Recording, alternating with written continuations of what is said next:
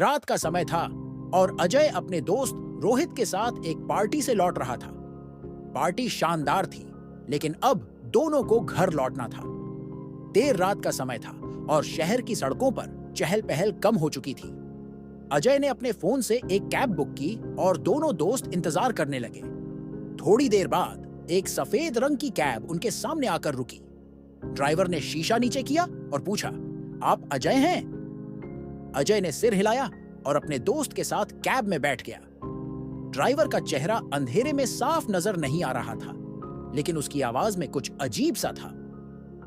Cab में बैठते ही अजय को एक अजीब सी ठंडक महसूस हुई, मानो वहां कोई अनजानी शक्ति मौजूद हो। ड्राइवर ने बिना कुछ कहे गाड़ी चालू की और रास्ते पर बढ़ा। कैब की खिड़की से बाहर देखते हुए अजय और उसके दोस्त ने कुछ बातचीत की, लेकिन अजय के मन में एक अजीब सा संदेह बना रहा। उसने धीरे से ड्राइवर को देखने की कोशिश की, लेकिन वह उसे स्पष्ट रूप से देख नहीं पाया। ड्राइवर का चेहरा हमेशा अंधेरे में ही छिपा रहा। अजय को यह बात अजीब लगी, लेकिन उसने इसे नजरअंदाज करने की कोशिश की। रास्ते में अजय ने महसूस किया कि गाड़ी एक अनजान रास्ते पर जा रही है। उसने ड्राइवर से पूछा, भाई, आप कौन से रास्ते पर जा रहे हो? ये तो मेरे घर का रास्ता नहीं है। ड्राइवर ने धीरे से मुस्कुराते हुए कहा, भाई, ये शॉर्टकट है, इससे जल्दी पहुंच जाएंगे। आप चिंता मत करो। अजय को इस जवाब से संतुष्टि नहीं हुई। उसे महसूस हो रहा था कि कुछ गलत हो रहा है। उसने अपने दोस्त से कहा, यार, मुझे कुछ ठीक नहीं लग रहा, हमें शायद इस कैब से उतर जाना चाहिए। लेकिन रोहित ने हंसते हुए कहा, अरे यार, तू ज्यादा सोच रहा है, चलो आराम से बैठो। जैसे जैसे गाड़ी आगे बढ़ती गई, अजय को और भी अजीब अजीब चीजें महसूस होने लगीं। उसने देखा कि गाड़ी के शीशे पर अजीब अजीब निशान उभरने लगे। रोहित ने भी ये नोटिस किया और कहा, यार, ये क्या हो रहा है? मुझे भी अजीब लग रहा है। तभी गाड़ी एक सुनसान जगह पर रुक गई। ड्राइवर ने बिना कुछ कहे गाड़ी का दरवाजा खोला और बाहर चला गया। अजय और रोहित गाड़ी में बैठे रहे, लेकिन उनकी धड़कनें तेज हो गईं। अजय ने फोन उठाया और पुलिस को कॉल करने की कोशिश की, लेकिन उसका फोन काम नहीं कर रहा था। उसे ऐसा महसूस हुआ मानो किसी ने उसके फोन को जाम कर दिया हो। अचानक गाड़ी के चारों ओर एक काला धुआं फैलने लगा। अजय और रोहित ने गाड़ी से बाहर निकलने की कोशिश की, लेकिन गाड़ी के दरवाजे बंद हो चुके थे। ड्राइवर की परछाई गाड़ी के बाहर दिखाई दे रही थी, लेकिन उसका चेहरा अब भी अंधेरे में ही था। उसने गाड़ी की खिड़की के पास आकर एक खौफनाक आवाज में कहा, तुम लोग यहां से बच नहीं सकते। अजय और रोहित डर के मारे कांपने लगे। उन्होंने दरवाजे को जोर जोर से पीटने की कोशिश की, लेकिन वह खुलने का नाम ही नहीं ले रहा था। तभी गाड़ी के अंदर से एक भयानक आवाज आई, मानो कोई महिला जोर जोर से चीख रही हो। अजय और रोहित ने एक दूसरे की तरफ देखा और समझ गए कि यहां कुछ भयानक हो रहा है। अजय, जो महाकाल का भक्त था, ने अपनी आखिरी उम्मीद के रूप में भगवान का स्मरण किया। उसने अपने गले में पहनी हुई महाकाल की माला को पकड़कर मन ही मन भगवान से प्रार्थना की। तभी गाड़ी के अंदर की भयानक आवाजें धीमी होने लगीं और दरवाजा धीरे धीरे खुलने लगा।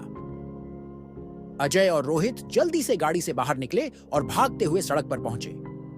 उन्होंने पीछे मुड़कर देखा तो पाया कि गाड़ी और ड्राइवर दोनों गायब हो चुके थे। सड़क पर सन्नाटा था, मानो कुछ हुआ ही ना हो। अजय और रोहित हांफते हुए खड़े थे, लेकिन उनकी जान बच गई थी। अगले दिन अजय ने अपने अनुभव को अपने परिवार और दोस्तों के साथ साझा किया, लेकिन किसी ने उसकी बातों पर यकीन नहीं किया। सबने इसे एक सपना या भ्रम माना, लेकिन अजय जानता था कि जो कुछ भी हुआ था वह सच्चाई थी। उस घटना के बाद अजय ने हमेशा अपने साथ महाकाल की माला रखनी शुरू कर दी। वह जानता था कि किसी अदृश्य शक्ति ने उसकी और रोहित की जान बचाई थी। उस रात का डर और भयानक अनुभव हमेशा उसकी यादों में बना रहा, जो कभी कभी उसे डराने के लिए काफी था। समय बीतता गया और अजय ने उस घटना को पीछे छोड़कर अपने जीवन में आगे बढ़ने की कोशिश की, लेकिन कभी कभी जब वह अकेला होता तो उसे उस रात की यादें फिर से सताने लगतीं। उसे ऐसा महसूस होता मानो वह ड्राइवर अभी भी कहीं आसपास ही है, किसी और को अपने जाल में फंसाने के इंतजार में। एक रात जब अजय अपने ऑफिस से देर से घर लौट रहा था, उसे वही सफेद रंग की कैब सड़क के किनारे खड़ी दिखाई दी। उसके दिल की धड़कन तेज हो गई। उसने जल्दी से अपना रास्ता बदला और दूसरे रास्ते से घर जाने का फैसला किया। वह जानता था कि वह ड्राइवर और उसकी भयानक गाड़ी से दूर रहना ही बेहतर है, लेकिन अजय की किस्मत में शायद एक और सामना लिखा था। कुछ दिनों बाद जब वह अपने दोस्तों के साथ एक और पार्टी से लौट रहा था, उसने फिर से वही सफेद रंग की कैब देखी। इस बार उसने हिम्मत जुटाई और उस कैब के पास गया, लेकिन जब उसने वहां जाकर देखा तो पाया कि कैब खाली थी। उसने ड्राइवर को खोजने की कोशिश की, लेकिन वह कहीं नजर नहीं आया। अजय ने सोचा कि शायद यह उसकी कल्पना का हिस्सा है, लेकिन जब उसने अपने दोस्तों को इस बारे में बताया तो उनमें से एक ने कहा, अरे, मैंने भी उस रात वही कैब देखी थी, लेकिन सोचा कि शायद कोई और होगा। अब अजय को यकीन हो गया कि वह कैब और उसका ड्राइवर सिर्फ उसकी कल्पना का हिस्सा नहीं थे। वह जानता था कि उन्हें कुछ अजीब और भयानक शक्ति का सामना करना पड़ा था। उसने अपनी महाकाल की माला को और भी मजबूती से पकड़ा और भगवान से प्रार्थना की कि वह हमेशा उसकी रक्षा करे। उस भयानक रात के बाद अजय ने कभी भी देर रात अकेले यात्रा करने का साहस नहीं किया। वह हमेशा अपने दोस्तों के साथ रहता और महाकाल की कृपा की कामना करता। लेकिन वह भयानक अनुभव और वह रहस्यमयी कैब हमेशा उसकी यादों में बसे रहे, एक डरावने सपने की तरह जो कभी भी खत्म नहीं होता। अजय ने अपने इस अनुभव को सोशल मीडिया पर साझा करने का निर्णय लिया ताकि दूसरे लोग भी सावधान रहें। उसने अपनी कहानी को विस्तार से लिखा और इसे पोस्ट कर दिया। कुछ ही दिनों में उसकी पोस्ट वायरल हो गई। कई लोगों ने अपनी प्रतिक्रिया दी और कुछ ने तो इसी तरह के अनुभव भी साझा किए। अजय की कहानी को देखकर एक पत्रकार ने उसकी खबर को कवर किया और उसे न्यूज चैनल पर प्रसारित किया। इसके बाद इस घटना ने पूरे शहर में हलचल मचा दी। पुलिस ने इस मामले को गंभीरता से लिया और जांच शुरू की। जांच के दौरान पुलिस को पता चला कि पिछले कुछ महीनों में कई लोगों ने उसी सफेद रंग की कैब के बारे में शिकायत की थी। कुछ लोगों ने बताया कि उन्होंने ड्राइवर को देखा था जो बहुत ही अजीब और खौफनाक दिखाई देता था। पुलिस को यह मामला बहुत ही रहस्यमयी और भयानक लगा। जांच में यह भी पता चला कि उस इलाके में कई लोग गायब हो चुके थे जिनका अब तक कोई सुराग नहीं मिला था। पुलिस ने अपनी जांच को और भी गहराई से शुरू किया और जल्द ही उन्हें कुछ सुराग मिलने लगे। पुलिस ने अजय और उसके दोस्त रोहित से विस्तृत पूछताछ की। उन्होंने उन दोनों से हर एक बात को विस्तार से जानने की कोशिश की। इसके बाद पुलिस ने अजय और रोहित की बताई हुई जगहों की जांच की, लेकिन वहां कुछ भी असामान्य नहीं मिला। इस बीच अजय को कई अजनबी कॉल्स और मैसेजेस आने लगे, जिसमें उसे धमकियां दी जा रही थीं कि वह अपनी कहानी को वापस ले ले। अजय ने इन धमकियों को नजरअंदाज किया और पुलिस को इसकी सूचना दी। पुलिस ने अजय को सुरक्षा प्रदान की और उसकी मदद से जांच को और भी आगे बढ़ाया। कुछ महीनों बाद जांच में एक नया मोड़ तब आया जब पुलिस को एक पुरानी अखबार की रिपोर्ट मिली, जिसमें बताया गया था कि कुछ साल पहले उसी इलाके में एक कैब ड्राइवर की रहस्यमयी तरीके से मौत हो गई थी। उस ड्राइवर की कैब भी सफेद रंग की थी और उसकी मौत के बाद से ही वह कैब गायब हो गई थी। पुलिस ने जब उस ड्राइवर के परिवार से बात की तो उन्हें पता चला कि उस ड्राइवर का नाम रमेश था और उसकी मौत के बाद से ही उसके परिवार वालों को अजीब अजीब घटनाओं का सामना करना पड़ा था। रमेश की पत्नी ने बताया कि उसकी मौत के बाद उन्होंने कई बार उस कैब को अपने घर के आसपास देखा था, लेकिन जब भी वे बाहर निकलते कैब गायब हो जाती।